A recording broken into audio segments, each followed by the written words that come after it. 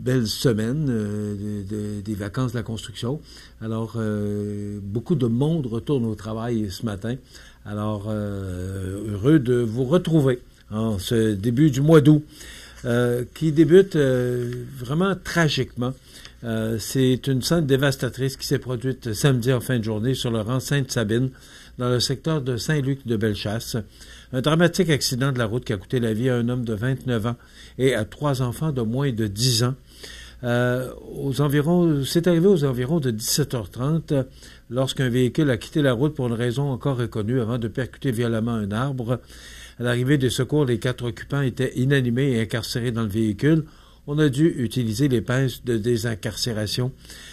Transportées d'urgence à l'hôpital dans un état critique, les victimes ont malheureusement toutes succombé à leurs blessures. Selon la Sûreté du Québec, la route Sainte-Sabine est un chemin étroit et non pavé, c'est qui pourrait être un facteur contributif à cette sortie de route. Donc, il y a un reconstitutionniste de la SQ qui a été demandé sur place pour essayer de comprendre qu'est-ce qui a pu se passer pour causer ce triste événement, ce triste accident. Donc, voilà pour cette tragédie qui ébranle, on comprend, on dit la communauté de Bellechasse, mais tout le monde.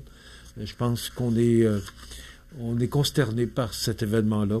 On va probablement en apprendre un petit peu plus au cours des prochains jours, savoir qu'est-ce qui a pu causer une telle tragédie.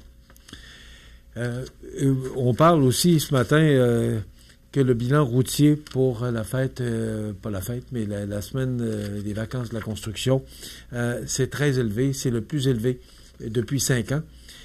C'est 34 personnes, selon Jean-Philippe Guilbeault du Journal de Québec. C'est beaucoup de monde, mais hier, j'écoutais, je regardais les commentaires sur les différents réseaux de télévision. Ça pourrait être attribuable. On va en savoir plus parce que la Sûreté du Québec doit émettre un communiqué. On pourra en parler davantage demain. On va sûrement recevoir le communiqué de presse de la Sûreté du Québec qui va nous donner justement les détails des 2 semaines de la construction, des accidents avec blessés graves ou encore avec décès. Mais on pourrait attribuer l'augmentation des accidents parce qu'il y avait beaucoup de circulation sur les routes du Québec, parce que beaucoup de gens ont décidé de ne pas traverser les lignes américaines avec tout ce qui se passe actuellement avec le président américain. Là, il y en a plusieurs qui ont décidé, qui ont dit on n'ira pas aux États-Unis. En plus que le taux de change est à 40%, ou tout près de 40%, là, ça commence à faire une différence. Alors, beaucoup de gens sont restés au Québec. Donc, ça pourrait être, je le dis bien au conditionnel, la Sûreté du Québec confirmera ceci au cours de la journée, mais ça pourrait être une des raisons qui fait qu'il y a eu plus d'accidents avec décès au cours des derniers jours.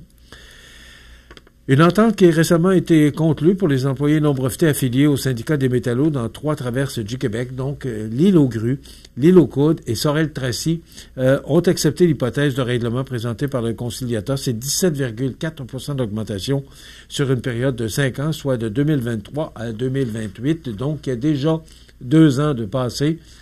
Il reste 3 ans, donc souvent, ces conditions sont cumulatives, voilà, de 2023.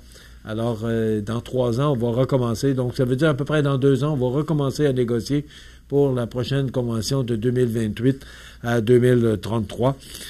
Il faut mentionner que la traverse Matane-Godbout a été arrêtée pendant 17 jours et a repris ses activités ce matin.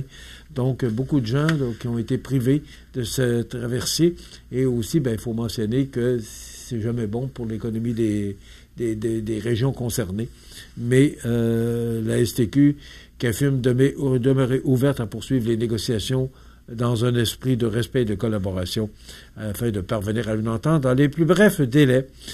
Le centre-ville de Montmagny, c'est une nouvelle qui nous est parvenue il y a quelques jours, le 18 juillet, justement, le vendredi du début des vacances de la construction.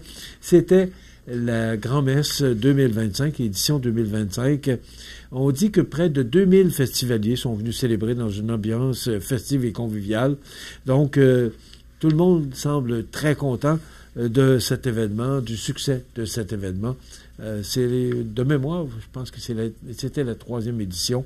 Alors, on dit que cet événement devrait revenir l'an prochain.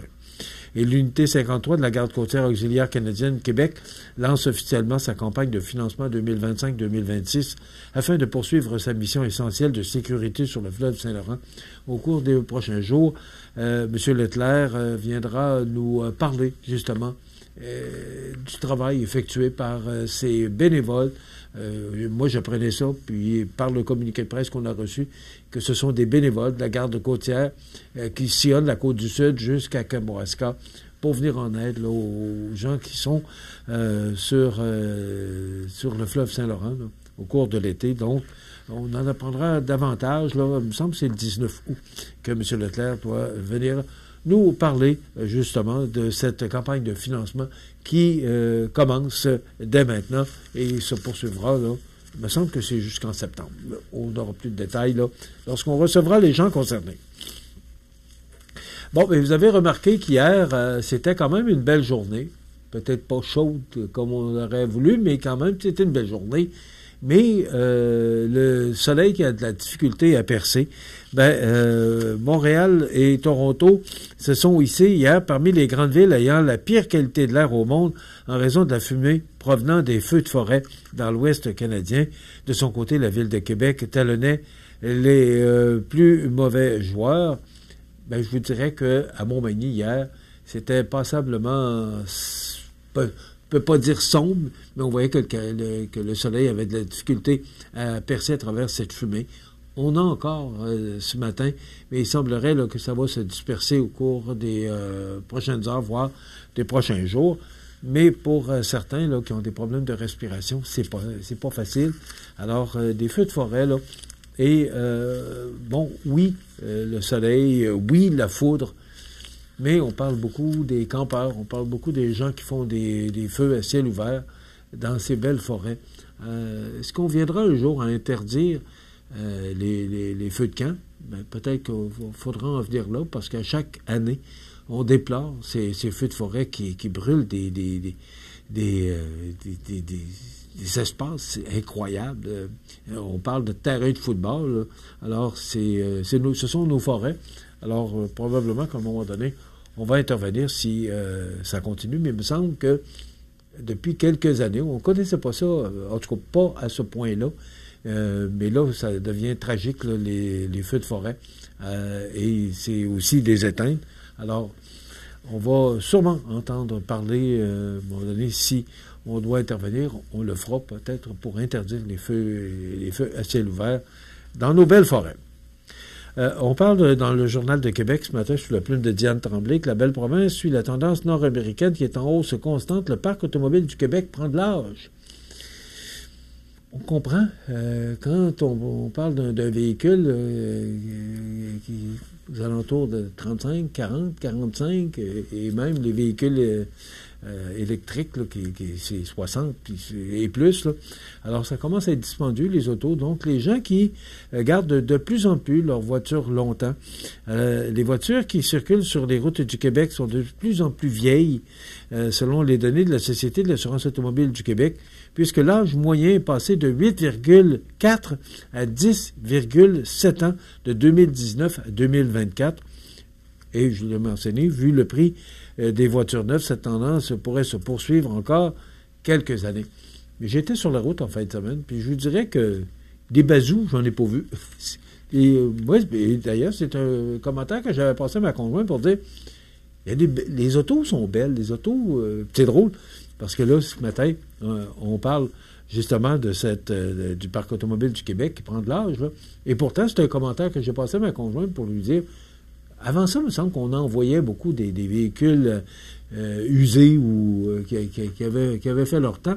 Et pourtant, sur la route, en fin de semaine, j'ai trouvé que les voitures sont belles, les gens ont de belles voitures et des voitures récentes. Mais probablement que ça va changer au cours des prochains jours si on se fie au texte de Diane Tremblay du Journal de Québec de ce matin. Et M. Trump qui continue à faire des siennes, un licenciement qui inquiète des républicains. C'est une dame qui a été... le président estime que la responsable des statistiques sur l'emploi en bas des provisions a faussé les données. Il l'a congédié. Alors, voilà. Ben voilà, ça complète notre émission. Je vous donne rendez-vous demain pour une autre émission d'information sur la Côte-du-Sud. Bonne journée. À demain.